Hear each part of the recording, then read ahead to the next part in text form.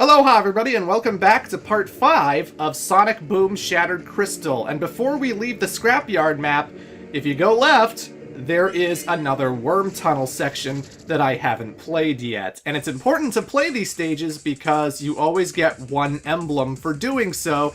And because there's a worm tunnel stage in every single map in this game, I need to play them if I'm going to reach the final boss of the game. So, let's tackle it, why not? This second worm tunnel stage actually introduces a new element that wasn't in the first stage. It introduces the blue blocks. Basically, every now and then there's going to be a blue block blocking your pathway, and if Sonic runs into it, well, splat. He runs into it, he dies, you have to go all the way back to the beginning of the stage.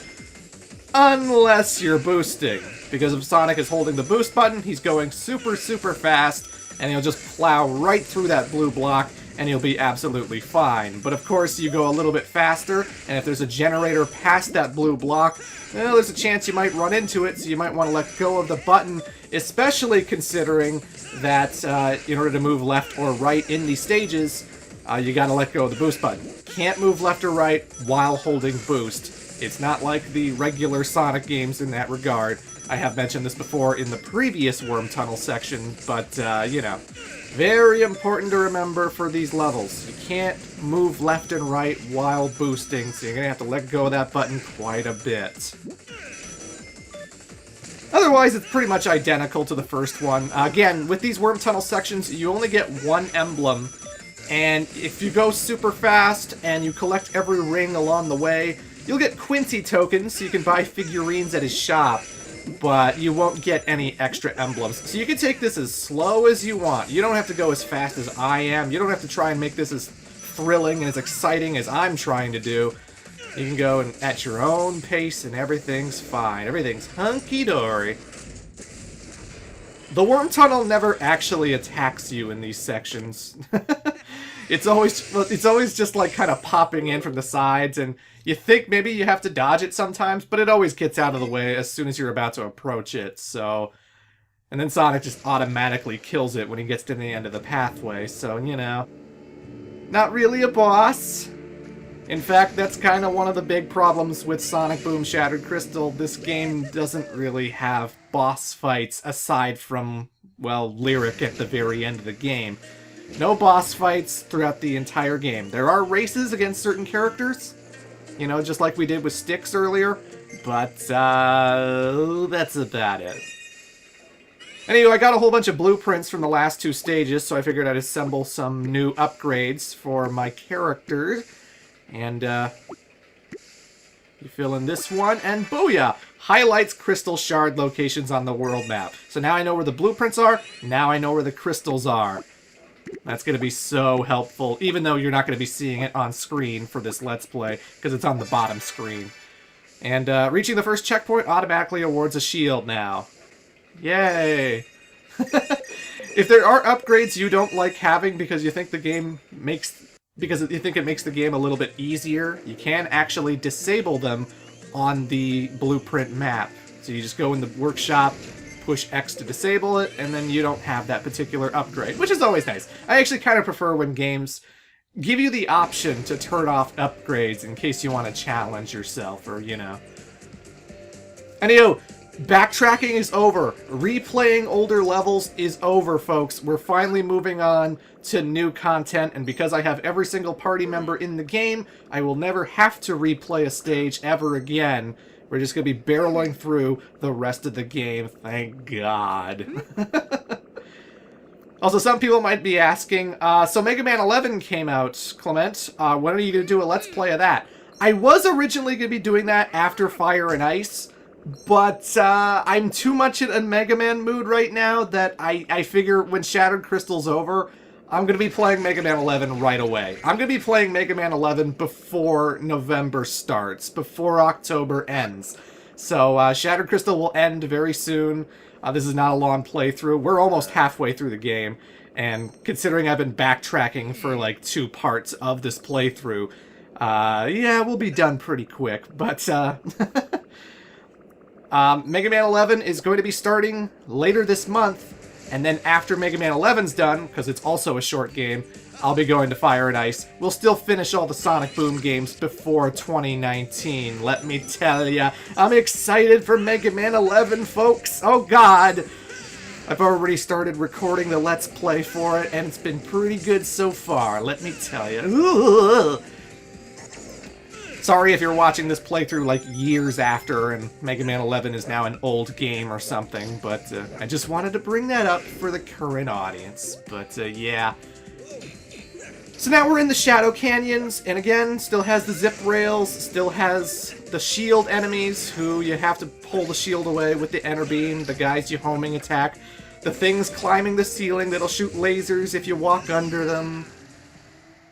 I think you'll notice with the worm tunnel level we just played, one of the big problems with Sonic Boom Shattered Crystal, and one of the reasons I think it's pretty forgettable in terms of the Sonic video game library, is that Shattered Crystal likes to repeat the same trick over and over and over and over and over and over again. You know, sometimes when you play a whole bunch of Sonic games, they like to mix it up every single stage. They like to throw some new crazy gimmick, some new element, new enemies that make it a lot more interesting. And the platforming does get a little harder as the game goes on, definitely. When I get to the volcano level, you're going to see that, yeah, the platforming has gotten tougher. But for the most part, it feels like almost every level is the same. You're fighting the same enemy types. You're still digging through the ground as Knuckles. You're still flying on the wind turbines as Tails. You're still throwing the boomerang at certain switches with sticks. And because this game has no boss fights, you end up doing the worm tunnel section quite a bit. You're always using the Sea Fox, Tails' little microscopic submarine, to find a blueprint piece. You just get into this habit, this dull little habit of like, okay, this level's gonna be just like the other level. It's gonna be just like the other level. You know, you think, like, hey, I'm in a Shadow Canyon. Like, I'm in a canyon, right?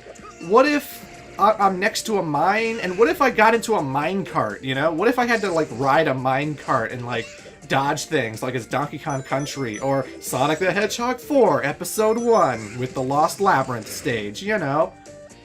By the way, there was the quick boomerang in action. Didn't have to hold the button. I just jump and whoosh-ha! Just tap the button, and Styx throws it immediately in front of herself. Very quick, very useful. People should do it when they're playing this game, let me tell ya. But you know, it'd be nice to have just like a minecart section or something different. And nah, this game's pretty repetitive. This game's pretty familiar, and that's why if someone were to ask me, Clement, would you get Sonic Boom Shattered Crystal? I'd be like, if you're a die-hard Sonic fan and you want to give it a shot, I guess.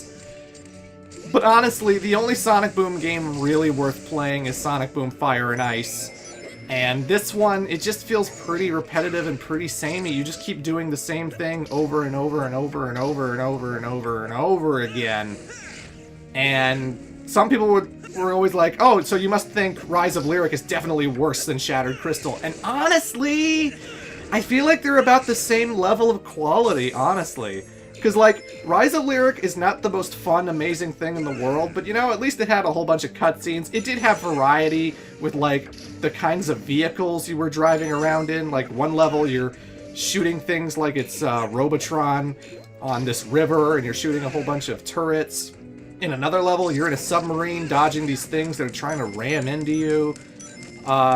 There were boss fights in Rise of Lyric. There's tons of unique boss fights, whether it was Shadow, the Worm Tunnel, Dr. Eggman. I bet you're wondering where Dr. Eggman is, by the way. And Rise of Lyric didn't have a gatekeeping segment. You know, it didn't, like, prevent you from reaching future levels because, oh, you didn't collect a certain amount of bolts, or you didn't collect certain upgrades in the shop. No. Whatever you have issues with when it comes to Rise of Lyric, it didn't have any of that. It did have variety in what you were doing. And sure, it wasn't the most fun, amazing combat ever, and I get why people would find the game boring. Absolutely, I get why people would find Rise of Lyric boring. But just because, like, Shattered Crystal kind of resembles a traditional Sonic game with its 2D gameplay, it does have that bad collectathon system. it does have very repetitive stuff. You're always doing a worm tunnel segment. You're always doing the same kinds of stuff in levels. And it gets kind of boring when you're just doing the same thing in every single map, and it never really feels like the challenge is escalating that much, you know? I don't feel like this is much harder than Seaside Beach or Seaside Jungle. Like, okay, I have tight platforming here. I am screwing it up a little bit, but I'm playing as Tails, so I can just hover very, very slowly, even if I do screw it up, so whatever. No big stakes here. If I run out of air underground with Knuckles, I'll just go back to where he was, and I'll try again. You know?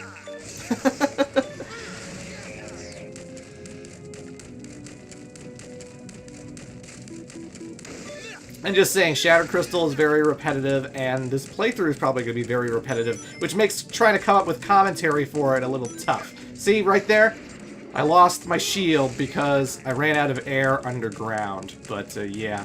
The one thing I haven't mentioned about Shattered Crystal, though, is that the soundtrack is definitely a lot better than Rise of Lyrics was. The composer of Shattered Crystal's tracks is Richard Jacques, and you may remember that name because he was the composer for Sonic 3D Blast. He was the composer for Sonic and Sega All-Stars Racing Transformed. He's done music for a lot of Sonic stuff.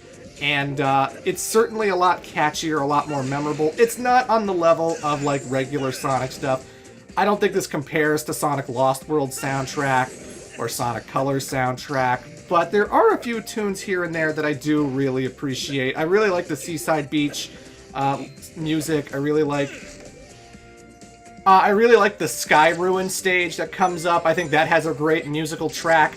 And Richard Jacques definitely composes a lot more memorable music, and I especially like what he did with Fire and Ice. Fire and Ice absolutely sounds like it came straight from Sonic and Sega All-Stars Racing Transformed, and he did a really good pirate-themed music track in Fire and Ice, which I absolutely love, and I can't wait to show that off when we get to that game. But yeah, the soundtrack is a little better than it was in Rise of Lyric. And again, not that Rise of Lyric's music was bad, per se. It did have some pretty good compositions. It's just, it's not memorable compositions. It's just, you know, it's adventure music for a kid's cartoon show. It's adventure music for a kid's movie. It's good. It's not terrible. If you actually listen to the quality, I really like the orchestrations and how they did the music for Sonic Boom. It's just, when you're done playing Sonic Boom, you can't even remember what it sounds like, you know? Like, I can kind of remember what, like, Lyric's theme sounds like. Dun dun dun dun dun dun dun dun dun dun dun dun dun dun. Like, I can remember that stuff. I can remember the title theme, which is also in Shattered Crystal as the title theme, but, you know. Point is, I like Richard Jacques' music, and he does a fantastic job with Shattered Crystal, even if it isn't the best, most amazing Sonic soundtrack ever made or whatever. But there's some memorable tracks here. Because, you see, I'm jumping over minecarts. Why can't I ride in one? Why can't we have some crazy minecart experience to make this level feel a little different? I don't know. It is still a fast-paced game. It is still a very fast-paced game, Shattered Crystal. And I have seen people in the comments say that they didn't actually hate the collectathon system, that it did encourage them to find every single trinket in a stage. And, you know, if you want that in a video game, absolutely, that's great. You know, you get to do that with Shattered Crystal. I'm just saying, it shouldn't be a forced requirement. I shouldn't need so many emblems just to get to the final boss of the game, you know? It's a little bit much, is all I'm saying. It's a little bit much. Did anybody but me think that there were a lot of robots and death traps? I mean, it felt like every other level Sonic. I'm just saying something big must be going on if there's so many. Hey, I see somebody up ahead, hiding in the shadows. It's Shadow! Oh boy. And there's your irony. Hey, he's running away! That's not his style. Let's find out what he's running from, or to who he's running. You mean, to whom? Knuckles, we've done that joke already. So yeah, folks, come back in part 6. We're gonna be running into Shadow the Hedgehog. I gotta make him the thumbnail. That's gonna be my most popular video in this playthrough. See you then.